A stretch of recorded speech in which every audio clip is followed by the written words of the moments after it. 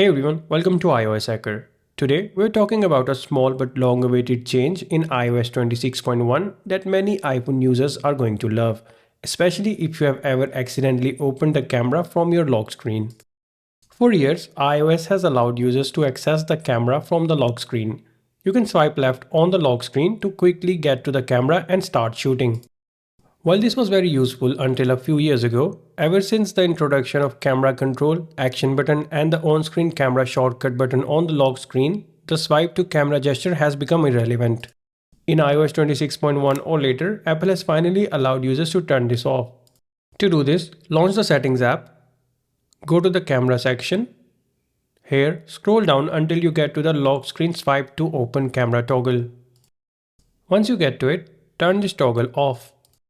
If you never use the swipe gesture and only rely on the action button or the camera control to launch your camera, this setting will clean up your lock screen experience. It's a small feature, but one that makes a big difference for users who want more control over their iPhone's behavior.